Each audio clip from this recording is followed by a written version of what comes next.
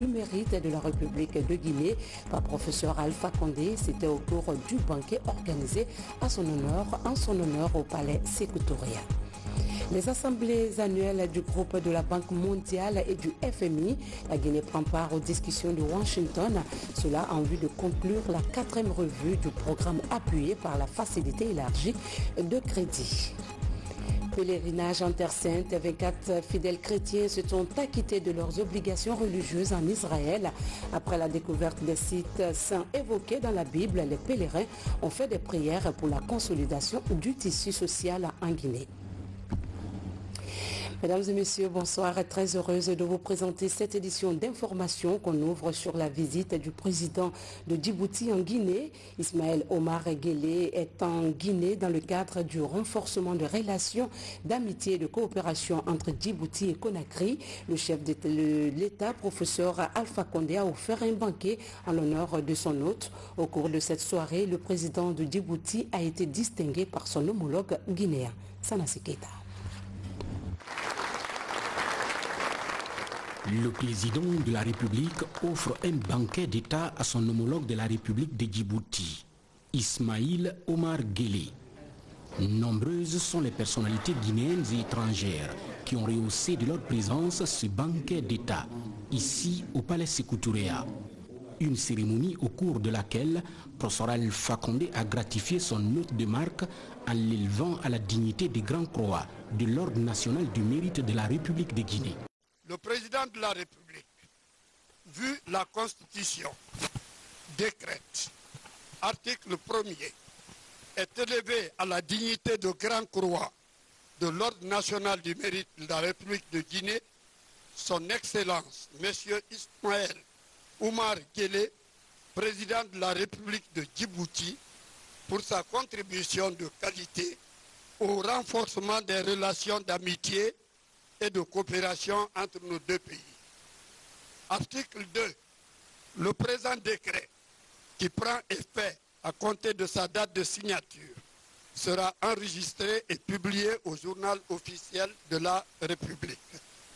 Conakry, le 16 octobre 2019, professeur Alpha Condé, grand maître des ordres nationaux de Guinée. Au nom du président de la République, grand maître des ordres nationaux et en vertu des pouvoirs qui nous sont conférés, nous vous élevons à la dignité de grand croix de l'Ordre national de mérite de la République de Guinée. Merci.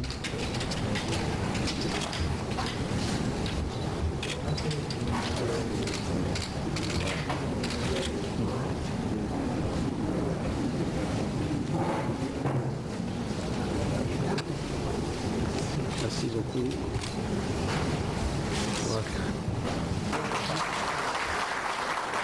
Ceci est un signal fort du renforcement des relations d'amitié et de coopération entre les peuples guinéens et djiboutiens.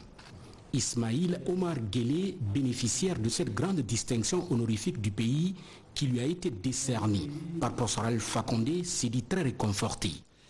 Excellence, Monsieur le Président et chers frères, permettez-moi tout d'abord de vous exprimer au nom de la délégation qui m'accompagne et à mon nom personnel mes vifs remerciements pour l'accueil fraternel qui nous a été réservé depuis notre arrivée dans votre beau pays. Votre accueil nous a profondément touchés. Je voudrais encore vous remercier au nom de Djibouti, au nom du peuple djiboutien pour cette décoration, un geste qui va droit au cœur et qui scelle les relations fraternelles pour sa chaleur et sa spontanéité. Je voudrais vous exprimer ici à cet égard toute notre gratitude.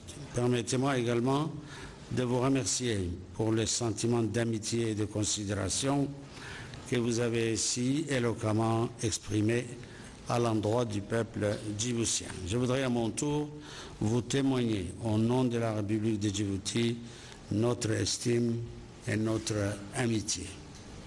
Je souhaiterais ensuite, Excellences et chers frères, m'acquitter d'un agréable devoir qui est de vous rendre un hommage appuyé pour la sagesse avec laquelle vous avez dirigé votre pays au cours de ces dernières années.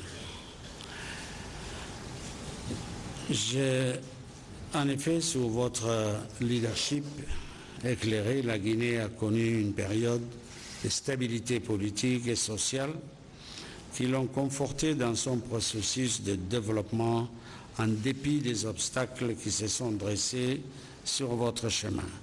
Votre pays ne cesse d'enregistrer des chiffres de croissance positifs depuis un certain nombre d'années, aussi bien dans le secteur minier que dans le secteur agricole ou celui des infrastructures. Je tiens par ailleurs à rendre hommage à la résilience du peuple frère guinéen qui a su relever tous les défis auxquels il a été confronté au cours de ces 60 dernières années d'existence afin de préserver son unité et son désir d'avancer vers un avenir meilleur. Il m'est enfin agréable de rappeler aussi votre leadership dans la grande famille de l'Union africaine qui a toujours bénéficié de votre appui constant et de votre hospitalité dans son processus de transformation en une grande organisation intégrée et prospère. Nos deux pays, Monsieur le Président, ont en partage une culture africaine commune, se nourrissant en permanence de ces valeurs islamiques de tolérance et de partage. Si les Djiboutiens se sont toujours sentis proches de leurs frères et sœurs guinéens, c'est aussi grâce à cette culture francophone que nous avons en commun. Les relations entre nos deux pays frères se fondent en outre sur des valeurs et des convictions communes et sur le dessein partagé de bâtir une Afrique nouvelle en phase avec les mutations contemporaines. Ces relations sont caractérisées par leur qualité et leur profondeur. Elles reposent sur un patrimoine commun et sont portées par un projet d'avenir destiné à répondre aux aspirations de nos peuples, car ces derniers partagent une même approche des problèmes de développement qui appellent à davantage de volontarisme, d'intelligence et de solidarité. Une même aspiration au progrès, un même attachement à la liberté et à l'indépendance, un même idéal de paix et de justice.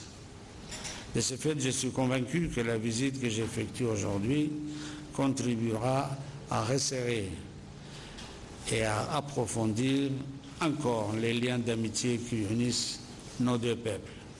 Je suis également convaincu que ces liens nous permettront d'ouvrir des perspectives prometteuses dans le sens de l'approfondissement et du développement continu de nos relations bilatérales et s'inscrivent clairement dans une vision d'intégration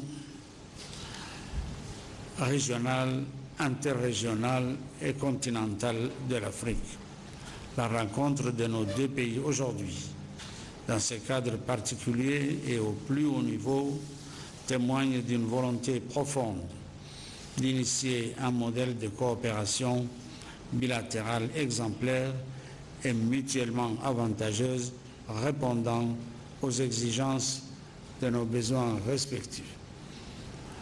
Je voudrais encore une fois vous remercier, mon cher frère, de ce geste d'amitié qui va encore resserrer nos liens et qui sera marqué à jamais dans nos cœurs, Monsieur le Président. Le renforcement et la diversification des relations de coopération entre Conakry et Djibouti constituent une ambition phare pour le président de la République, professeur Alpha Condé. Nous sommes très heureux de vous accueillir en Guinée vous venez de très loin, c'est plus de 7 heures de vol. Mais c'est que dans notre esprit, l'Afrique doit se rapprocher. C'est vrai que nous sommes aux deux pôles de l'Afrique, mais votre présence y montre que le renforcement et la marche vers l'unité africaine est une réalité. Et que nous ne sommes pas enfermés seulement dans notre structure régionale, mais aussi que nous sommes ouverts à la coopération. Évidemment, nous savons le rôle que vous jouez actuellement au niveau de la Somalie, qui est une très grande préoccupation pour tout le monde, car nos frères somaliens connaissent une situation extrêmement difficile, malgré la présence des forces de l'Union africaine.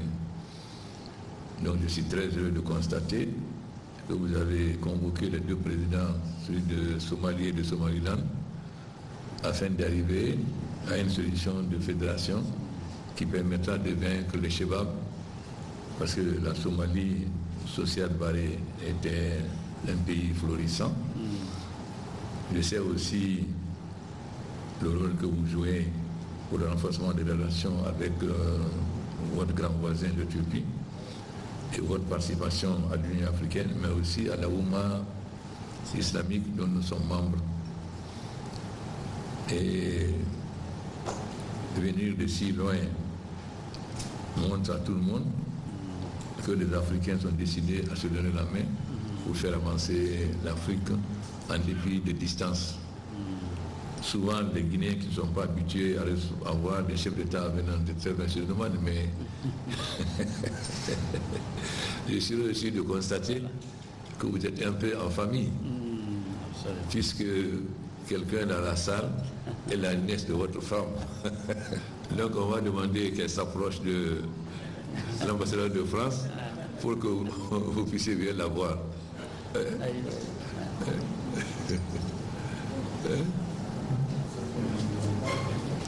Nous avons comme préoccupation le renforcement de nos relations. Vous êtes sur l'océan Indien un grand port. Nous voulons aussi faire de la Guinée un très grand port, une sorte de hub sur l'océan Atlantique.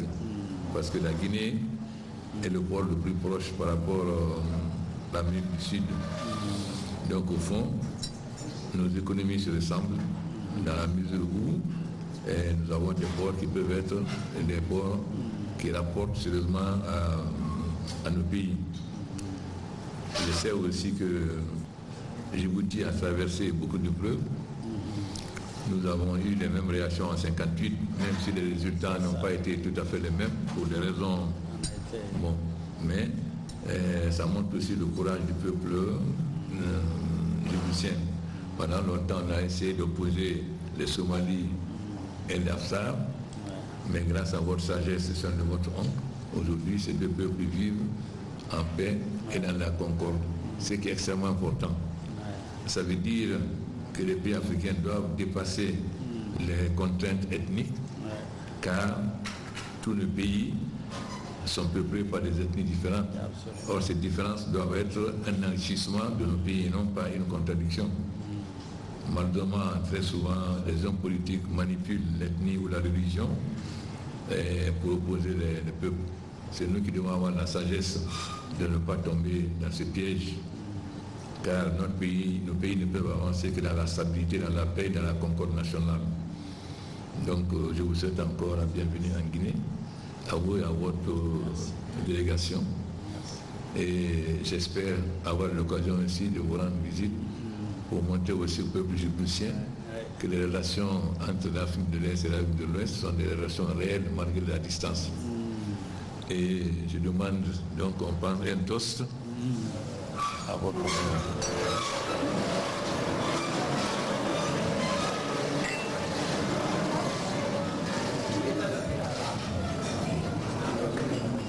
L'objectif du président de la République est bien clair.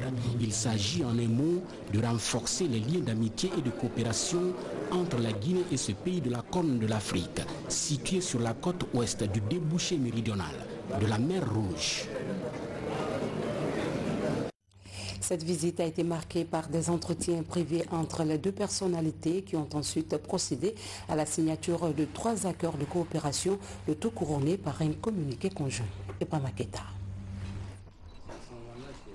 Le deuxième jour du séjour du président Ismaël Omar Guelleh à Conakry a commencé ce jeudi par un tête-à-tête à huis clos avec le président de la République, le professeur Alpha Condé. Cette rencontre, qui a duré plus d'1 heure, a permis aux deux chefs d'État de passer en revue les domaines dans lesquels les deux pays peuvent mettre en place une base solide d'une coopération bilatérale avantageuse.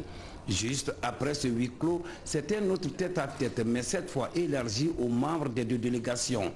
Les discussions ont porté essentiellement sur le renforcement des liens d'amitié et de coopération entre la République de Djibouti et la République de Guinée. Dans cette perspective, les deux délégations ont réaffirmé leur volonté de faire de cette coopération un exemple à travers un partenariat solide dans plusieurs domaines. Durant la rencontre, les deux parties ont insisté sur la diversification des liens tout en renforçant les échanges entre Conakry et Djibouti. Dans la même lancée, les deux présidents ont assisté à la signature de 3 accords de coopération signés par le ministre des Affaires étrangères des deux pays. Le premier est un accord cadre de coopération économique, commerciale, culturelle, scientifique et technique. Le deuxième accord est relatif à la consultation diplomatique entre les deux ministères des Affaires étrangères. Le dernier accord de coopération porte sur l'exemption réciproque de visa pour les titulaires des passeports diplomatiques et de services. Le clou de la rencontre de ce matin a été la signature par les deux ministres des Affaires étrangères du communiqué conjoint. Et puis cette brève en séjour de travail en Guinée, le président de la République de Djibouti, en compagnie du chef de l'État, a visité cet après-midi le terminal à conteneurs de Conakry. Professeur Alpha Condé et Ismaël Omar Guelleh ont été reçus dans l'ambiance par les travailleurs du port autonome de Conakry, a rappelé qu'un partenariat lie désormais le PAC au groupe Al Bayrak. Il s'agit d'un contrat de concession de 25 ans. L'hôte de marque de la Guinée a eu toutes les informations sur les avantages de ce contrat de concession. En plus bref, au terme de cette visite d'amitié et de renforcement de l'axe Conakry-Djibouti, le président Ismaël Omar Guelleh a regagné son pays.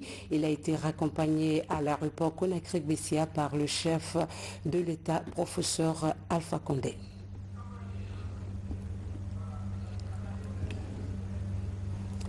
Direction Washington, où se tiennent les assemblées annuelles du Fonds monétaire international et de la Banque mondiale. L'économie mondiale a été passée au peigne fin avant de projeter les perspectives pour les années à venir. La délégation guinéenne est conduite par le ministre des Finances, Fatmata Samoura, et notre correspondante aux États-Unis. Cette année, la Guinée participe aux assemblées annuelles du groupe de la Banque mondiale et du Fonds monétaire international avec des atouts considérables, notamment les performances économiques réalisées en matière de solde budgétaire de base, des réserves internationales de change et les rencontres du président de la République avec les responsables des institutions de Bretton Woods en septembre dernier. Le président a eu des discussions très constructives avec toutes ces autorités. Et cela a, à mon avis, balisé le terrain pour nous. Toutes les discussions qu'on a eues jusqu'à présent donc se sont appuyés sur les acquis que lui il a eu au cours de sa visite et nos interlocuteurs se réfèrent toujours aux problèmes qu'ils ont discutés avec le président de la République. Au Fonds monétaire international, les discussions sont focalisées sur la conclusion de la 4e revue du programme appuyé par la facilité élargie de crédit. L'exercice entamé avec l'équipe pays du FMI devrait être finalisé prochainement en raison de la satisfaction des critères préalables. Nous avons échangé sur des aspects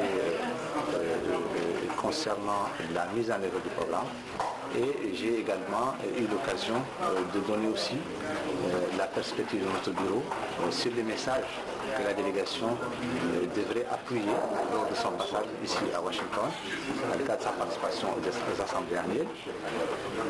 Les messages pourraient être transmis lors des réunions avec les officiels du fonds. Les progrès réalisés par la Guinée en matière de stabilité macroéconomique et de la croissance inclusive sont incontestables. Toutefois, la consolidation du cadre macroéconomique est toujours de mise.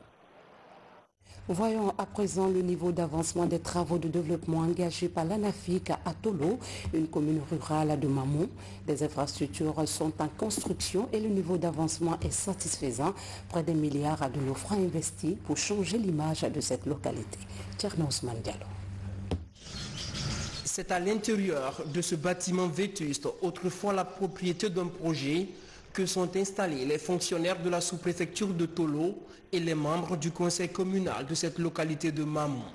Disposer d'une infrastructure administrative digne de nom a toujours été l'un des soucis majeurs des responsables communaux. À la faveur des projets ANAFIC, ils ont choisi d'orienter le montant qui leur a été alloué à la construction de cet important bâtiment de 10 pièces et 2 salles de réunion. Un bâtiment à 2 compartiments qui fera office de siège de la sous-préfecture et de la commune rurale. Un peu plus loin, c'est un centre d'accueil qui est en cours de construction. Le développement à la base, en fait, c'est le développement harmonieux et équilibré. Imaginez que si on développait seulement les villes, il y aurait l'exode rural, tout le monde allait partir en ville. Maintenant, on crée les conditions au niveau de la base, les conditions d'éducation, de santé, de franchissement de communication, de dépollution de la jeunesse et de la bonne gouvernance. C'est ce qu'on est en train de créer au niveau de la base. Résultat de la politique de redistribution des richesses issues des mines, les chantiers ANAFIC sont une aubaine pour le soutien au développement local et pour la modernisation des zones rurales comme Tolo. Je pense que c'est la meilleure chose qu'il fallait faire. Parce que nous, par exemple, si tu prends nous ici à Tolo, peut-être qu'à Mamou, on n'a pas de mine. Nous n'avons pas de mine. Donc on n'aurait jamais touché à cet argent-là, même si l'argent appartient à la Guinée en général. Mais nous, on n'aurait pas profité. Donc il a fallu cette initiative pour qu'on en profite. Et je disais tout à l'heure que sans cette initiative, on n'aurait jamais envisagé avoir des infrastructures comme ça. Donc félicitations au gouvernement, félicitations au président Alpha Condé. Les 2 chantiers à Tolo doivent être livrés avant la fin du mois de novembre. Des équipes régionales et locales de l'ANAFIC ainsi que les représentants de la communauté assurent le suivi des travaux. Un PM-AK, 2 boîtes de chargeurs avec 14 munitions et un fusil calibre 12 et 2 cartouches ont été saisis sur 3 individus en uniforme militaire. Ils ont été mis hors d'état de nuire par la BAC numéro 14 de Dubrika dans la nuit du 14 au 15 octobre dernier après avoir tiré des coups de feu. Mourikaba. Ils ne sont pas des militaires. Pourtant, ils ont été arrêtés avec ces armes à feu et leurs munitions.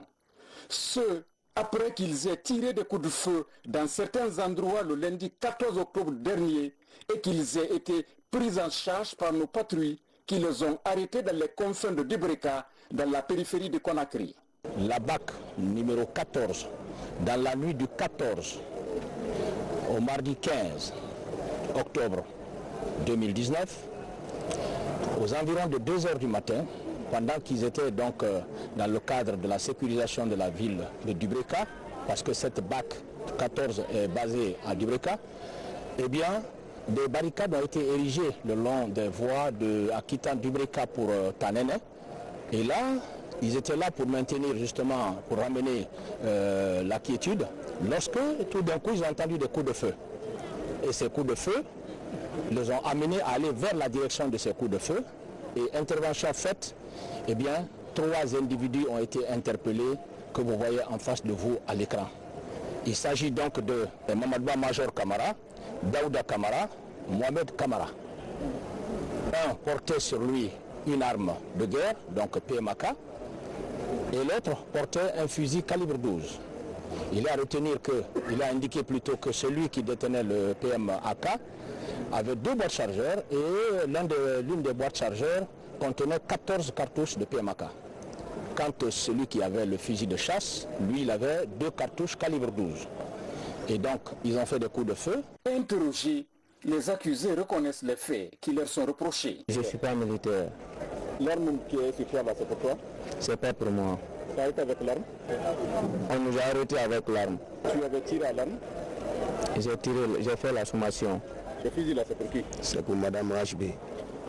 Hein? Madame Rachbé, le fondatrice du restaurant Rachbé à Dubreka, Toumania. On t'a pris avec cette arme? Oui, parce que Madame nous a donné ça, ça ne va pas dans les 2 jours là. Elle dit, nous allons prendre ça en cas de cas. Tu es militaire? Je ne suis pas militaire, je suis gardien civil. Tu as l'autorisation de port d'armes? Ça, c'est Madame qui nous a donné. Tu as l'autorisation de port d'armes? Évidemment, je n'ai pas l'autorisation de porter ça. Aujourd'hui, l'un des soucis majeurs de l'État, du gouvernement, c'est vraiment la sécurisation des villes et des populations. Et forcément, cette sécurisation ne peut pas se faire sans des unités d'élite qui luttent contre la criminalité. Parce qu'au fait, ce sont justement ces actions de criminalité qui créent donc, si vous voulez, la peur au niveau des populations. Et c'est pour ça donc nous sommes engagés au jour d'aujourd'hui à aller en affront avec ces bandits qui ne cessent pas de troubler la quiétude de nos populations. En Guinée, les hommes en uniforme ne sont manifestement pas les seuls porteurs d'armes à feu. Cela se constate à l'occasion des manifestations de rue, comme en témoignent ces individus arrêtés en flagrant délit. Aussitôt, ils ont été mis à la disposition de la police judiciaire pour plus d'enquêtes. Ces civils en uniforme militaire sont-ils mêlés à des assassinats lors des manifestations politiques? Les enquêtes qui s'ouvrent en édifieront l'opinion. Nous y reviendrons plus en détail sur cet élément dans nos prochaines éditions d'information. Et puis ce communiqué de l'état-major général des armées, le chef d'état-major général des armées félicite et encourage les forces de défense et de sécurité pour la discipline observée, le professionnalisme avec lequel se conduisent sur le terrain les opérations de maintien et de rétablissement de l'ordre public, ainsi que le respect des consignes données relatives au casernement des militaires. Le chef d'état-major général des armées tient à rappeler que les forces de défense et de sécurité sont républicaines au service de la nation. À cet effet, les opérations de maintien de l'ordre public en charge des unités de police et de gendarmerie doivent se poursuivre dans le strict respect de l'inviolabilité des droits des citoyens et de leurs biens. Par contre, le chef d'état-major général des armées constate avec regret des publications d'images à caractère subversif montées de toutes pièces et circulant sur les réseaux sociaux et dans certains médias. Il s'agit purement et simplement de manipulation qui tente à ternir l'image et décrédibiliser l'action des forces de maintien de l'ordre public sur le terrain.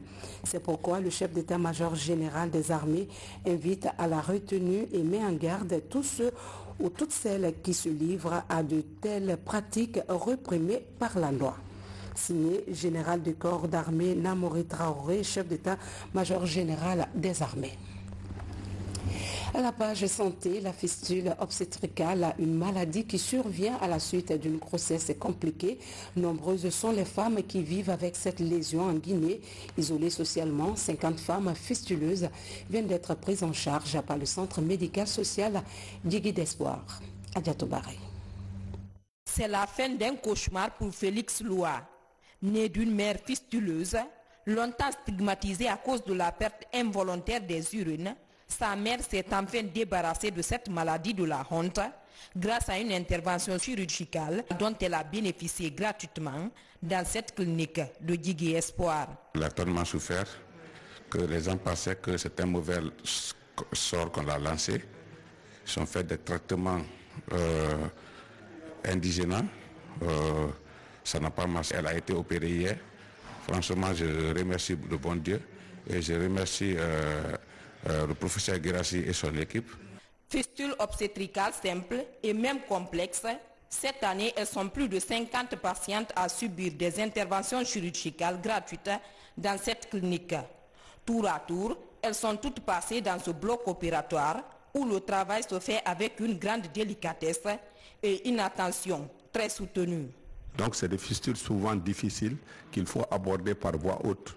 L'échec, disons, n'est pas permis.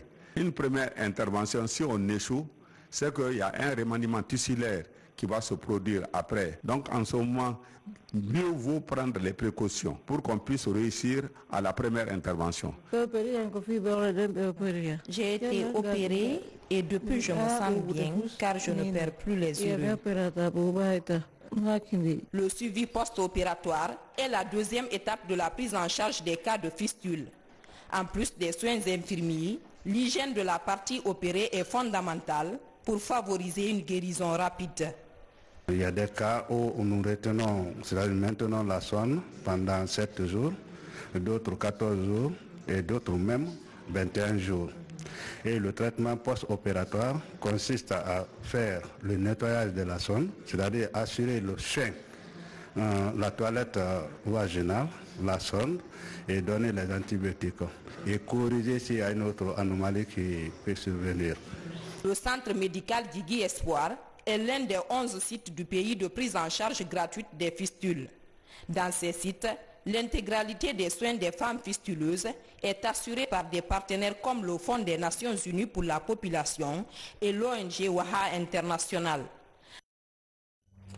Conakry vient d'abriter un symposium interafricain sur le secrétariat et assistanat de direction. Au jardin du 2 octobre, les professionnels du secteur ont échangé sur la modernisation de leur métier à l'heure du numérique. Foire de partage des savoirs, ça se passe à la 21e édition du Forum sous-régional des projets financés par le Fonds international de développement agricole. La Guinée se démarque par le biais de l'Association des services financiers. Cette initiative de crédit agricole est de lutter contre la pauvreté en milieu rural. Fodé Camara. Au niveau sous-régional, pour un partage de grande envergure des bonnes pratiques de promotion rurale, la deuxième journée du Forum de renforcement des performances des projets agricoles est marquée par une foire des savoirs. Entre autres solutions innovantes en compétition, la riziculture traditionnelle de mangrove des ethnies de la Guinée-Bissau et les caisses communautaires de l'Association des services financiers. Une politique de crédit agricole pour les petits producteurs soutenue par le Programme national d'appui aux acteurs des filières agricoles, extension Basse-Guinée-Farana. À la fin du PADER, il était demandé au PADER d'aller jusqu'à la fêtière. Mais par après, quand la fêtière devait sonner, on a décidé, le FIDA avait décidé de vraiment que ces ASF deviennent des points de service d'autres institutions de microfinance, comme CAFODEC, comme Crédit Rural. C'est dans la salle de restitution que je me suis opposé. J'ai dit les ASF n'appartiennent à personne. Ni au FIDA, ni au gouvernement, ni au projet. On les a accompagnés, c'est leur argent. Donc on demande leur point de vue avant qu'ils deviennent service. Donc il faut un atelier national et demander leur point de vue. Cet atelier a été organisé et ils ont dit niet, ils ont dit non, ils ont créé leur fêtière, ils sont devenus instituteurs de microfinance. C'est un exemple aujourd'hui qui est vraiment un exemple à partager. Pendant près de 2 heures de foire, chaque participant a choisi l'innovation qui l'a le plus marqué. Parmi les lauréats, l'Association des services financiers du Programme national d'appui aux acteurs des filières agricoles. Une initiative de crédit rural pour tous qui petit à petit fait son nid en Guinée avec une enveloppe de 2 milliards de francs guinéens pour l'autonomisation féminine et l'entrepreneuriat jeune. Nous avons mis en place des fonds d'appui à l'entrepreneuriat jeune, mais également des fonds de commercialisation pour appuyer les activités économiques des organisations de producteurs, notamment les femmes et les jeunes. Et donc ces ASF en fait ont été des caisses où on a jugé nécessaire en fait de mettre en place, de domicilier ces fonds pour leur sécurisation, parce que nous avons vu dans le premier PNAFA, nous avons été confrontés à d'énormes problèmes dans le cadre de la gestion des différents fonds. Donc pour la sécurisation des fonds, nous nous sommes dit que l'une des meilleures expériences qu'on pouvait mettre à l'échelle, c'était vraiment de mettre ces fonds au niveau de la FASEF, qui est l'une des institutions financières qui regroupe les différentes ASF. Entre les 7 pays participants, au terme de cette émulation, appelée Foire des Savoirs, la Guinée, le Mali et la Mauritanie se sont retrouvés sur le podium. Que nous travaillons sur la thématique du partenariat, la valorisation du partenariat pour permettre aux producteurs privés d'améliorer leurs revenus en milieu rural. Et l'une des expériences qui a été primée ici, c'est justement de permettre à ces producteurs d'avoir de la valeur ajoutée sur leur production et de se faire rémunérer à 2 échelons, on va dire, en vendant la production directement en privé et ensuite en participant à la plus-value créée par la valorisation de leurs produits. Ici à Conakry, cette plateforme a aussi permis de partager largement des astuces pour l'éveil entrepreneurial des jeunes. Des astuces qui font déjà leur preuve au Cameroun et dans les bassins de production de la grande île de Madagascar. 2 pays où 2 projets novateurs facilitent l'insertion socio-professionnelle de milliers de jeunes ruraux. Cet autre communiqué de l'état-major général des armées, le chef d'état-major général des armées informe qu'après la remise du drapeau national au bataillon Gangan 5 par le ministre de la Défense nationale, le 11 octobre 2019 à Kindia, dans le cadre de la participation des troupes guinéennes aux opérations de maintien de la paix au sein de la MINUSMA au Mali. Les rotations débutent cette nuit à Conakry. À cet effet, des convois de camions militaires quitteront le centre de formation de Samoria à de Kindia en direction de la capitale Conakry en vue de leur projection à Kidal pour relever le bataillon Gangan 4 en fin de mission. Cette opération de routine se déroule selon un programme préétabli de longue date par l'état-major général des armées avec l'appui et la collaboration des Nations Unies. Le chef d'état-major général des armées, tout en renouvelant ses vœux de plein succès au contingent guinéen de la MINUSMA, invite ses services compétents à veiller au bon déroulement de ces différentes rotations. Général de corps d'armée Namouri Traoré, chef d'état-major général des armées. Arrestation de 9 présumés bandits à Sigiri. Ces supposés bandits seraient à l'origine de plusieurs cas de vol et d'escroquerie. L'opération a été menée par la police et le commissariat central de la localité. Aboubakar Djabi et Eugène Dounamon. Ce sont des présumés bandits de taille venus des coins et recoins de la préfecture de Sigiri. Ils viennent de tomber dans les mailles du filet du commissariat central de la localité. Au nombre de 9 personnes, dont une femme, ces présumés hors la loi ont été arrêtés au cours d'opérations mixtes déclenchées par la mairie de Mandembéré. Ce groupe d'individus aurait commis des infractions comme le vol, l'escroquerie et le faux et usage de faux. On a trouvé sur eux là-bas une machine qui fabrique l'argent. C'est-à-dire c'est pour escroquer la population. Ils vont casser les boutiques. Quand ils trouvent des chaussures, des paires de chaussures, des habits, des tissus là-bas, ils mettent ça, ils ont des valises. Les valises là, on met les tissus, les chaussures volées, on met ça là-dedans. On va à Koundara ou on va à Zérekouré, on revend ça maintenant dans d'autres préfectures. Ces matériels et produits composés d'une poudre servant à augmenter le poids de l'or, des valises remplies d'objets volés et des machines pour couper et sécher l'argent ont été retrouvés sur les lieux de l'interpellation. À cela s'ajoute le cas de cet homme âgé d'une 50aine d'années. Selon la police, il serait celui qui fait des actes de naissance et des cartes d'identité nationale pour des inconnus. Depuis 2018, j'ai allé faire ma carte à Conakry.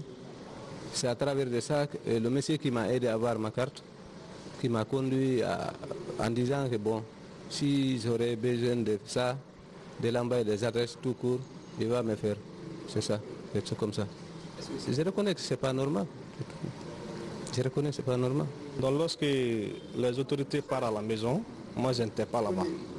Ça trouve que j'étais à Bourré. On m'a appelé, je suis venu ici pour vendre ma voiture. On m'a appelé de venir, ils vont prendre ma voiture. Je me suis déplacé de venir donner ma clé. Sinon on ne m'a pas pris sur le lieu. Avec mon oncle, je suis venu ici, c'est mon oncle qui m'a logé. Oui, c'est mon oncle qui m'a logé là-bas. À travers ce coup de filet de la brigade communale de Siguiri, en collaboration avec le commissariat central, les autorités se sont réjouies largement. Depuis son installation jusqu'à l'heure où nous sommes, la sécurisation de la ville, comment elle se trouve, avant leur installation, comment on était ici, c'était la terreur. Mais avec eux, je crois qu'il y a eu la quiétude au niveau de la population. Pour moi, c'est une fierté, c'est un honneur. Encore un gars qui fabrique des cartes d'identité, il a un groupe qui est à Conakry qui fasse des cartes d'identité et il vient, il les place en brousse ou il les envoie à l'extérieur, on ne sait pas, parce qu'on n'a pas toutes les précisions, mais on l'a retrouvé avec beaucoup de cartes d'identité. C'est plus grave même que pour les voleurs. L'arrestation de ces présumés malfaiteurs intervient après la mise en place de cette brigade communale il y a quelques jours. Déjà, la population de Siguiri se frotte les mains en invitant les uns et les autres à une franche collaboration en faveur de la sécurité des personnes et de leurs biens. Fin du pèlerinage chrétien 2019 en Israël. Ils sont au total 24 fidèles issus de l'association des églises et missions évangéliques à prendre part à ce rendez-vous religieux. Ces pèlerins ont visité des sites saints avant de faire des prières pour le maintien de la paix et la quiétude en Guinée. Compte rendu Ali Badra Condé, Rachel Tedonou. Après l'étape de Jérusalem, les pèlerins guinéens se sont rendus en Nazareth, la ville de Jésus-Christ. De passage, ces fidèles se sont baignés dans le fleuve Jourdain où le Seigneur Jésus-Christ a été baptisé par Jean-Baptiste. Là, des prières ont été formulées en faveur d'Israël et la Jordanie. À Nazareth, ces pèlerins ont aussi visité le mont Précipice, puis le mont Carmel, le lieu où le prophète Élie a prié et le feu est tombé. La mer de Galilée, le mont des Béatitudes, Capharnaüm ainsi que d'autres sites ont été visités. Sur la mer de Galilée, disons que d'abord c'est en Galilée où Jésus-Christ a opéré l'essentiel de ses miracles et des prodiges. Rien que pour la mer de Galilée, nous retenons que le Seigneur a ordonné à Pierre de faire la pêche miraculeuse. Et même le Christ lui-même, quand il a renvoyé ses disciples pour aller prier sur la montagne, on l'a vu marcher sur l'eau. C'est ainsi qu'il a ordonné à Pierre de venir vers lui. Au cours de ce pèlerinage, les délégués des 150 nations ont pris part à cette grande rencontre de louanges et de prières sur les bords du lac de Tibériade. Je commence par remercier le Seigneur qui a permis que la Guinée envoie sa délégation. Vous savez, Jésus lui-même a dit que le salut vient des Juifs. Donc nous, en venant de notre pays pour venir prier sur la Terre Sainte, c'est déjà une bénédiction pour la Guinée. Et spirituellement, nous sommes en train de connecter la Guinée à Israël. Et nous remercions vraiment le gouvernement guinéen qui nous a facilité la tâche de voyager en Israël. Et nous bénissons aussi Dieu pour la vie de l'AEMEG en Guinée. Et ce que j'ai à dire vraiment, j'encourage tous nos frères et sœurs de l'Église à venir l'année prochaine. Les villes comme Gestemani et d'autres sites qui ont surtout marqué l'histoire de l'Église ont aussi été visités par les pèlerins guinéens avant de prendre congé de la Terre Sainte d'Israël. On en vient à ce communiqué du ministère des Travaux publics. Dans le cadre de la limitation des dégradations au niveau des grands carrefours de la capitale, le ministère des Travaux publics informe les usagers et les populations de Conakry du démarrage des travaux de bétonnage des carrefours T2, T3, T4, T5 et T6. La mise en œuvre de ces travaux conduira à des perturbations du trafic au niveau de ces carrefours et environnants. Tout de même, des dispositions sont prises avec les services de sécurité pour la régulation de la circulation et l'orientation des automobilistes vers les déviations aménagées à partir du samedi 19 octobre 2019. À cet effet, le ministère des Travaux publics s'excuse auprès de tous les usagers et riverains pour les désagréments et sait compter sur la bonne compréhension de chacun et de tous. Culture, avant de nous quitter, Diramini, c'est le nom du deuxième album de 12 titres de l'artiste Iblouz Kouyaté. La dédicace de cette œuvre musicale s'est déroulée à Conakry. Mikene Moussa Kamara, Alpha Siagaba. Ce complexe hôtelier ouvre ses portes aux invités d'Iblouz Kouyaté pour son deuxième album. L'artiste-compositeur a été accueilli et salué par la presse nationale dès son apparition sur scène. Bon augure pour cette nouvelle saison, véritable étendard des adultes dont il porte haut la soif de l'amour, du patriotisme. Iblouz Kouyaté, l'incarnation d'une musique classique qui éduque. Je remercie la direction générale de la RTG. Je remercie le directeur de la télévision nationale. Je remercie tous les travailleurs de la RTG qui m'ont soutenu. Parce que ce que Iblouz a fait pour moi, la RTG a prouvé que ce n'est pas pour moi qu'il a fait, c'est pour la RTG. Le dédicace a bien reçu, ça a très bien reçu. Tous les artistes sont là, tous les grillés sont là. Vraiment, on est là pour Iblouz Kouyaté et on le souhaite bon sens. Auteur d'une discographie de 12 titres, Iblouz a fait danser un public sélectif dans une atmosphère de convivialité. Des titres comme Kankalabé, Diramini, Je vais te marier ont été ovationnés. Ce qui me plaît en lui, il est très traditionnel et il mélange avec les autres musiques, et quand il touche à la guitare, on sent le savoir. Originaire de Daboula, Iblouz Kouyaté a grandi à Kirwane. Il était le guitariste soliste de l'orchestre préfectoral de Sanankoro avant de s'envoler pour l'Europe. Toredeng était sa toute première œuvre musicale sortie en 2010. Ainsi s'achève cette édition. Merci de votre aimable attention. Demain, vous serez avec une nouvelle équipe. Quant à moi, je vous laisse en compagnie de programmes de la chaîne qui a pour mission de vous servir.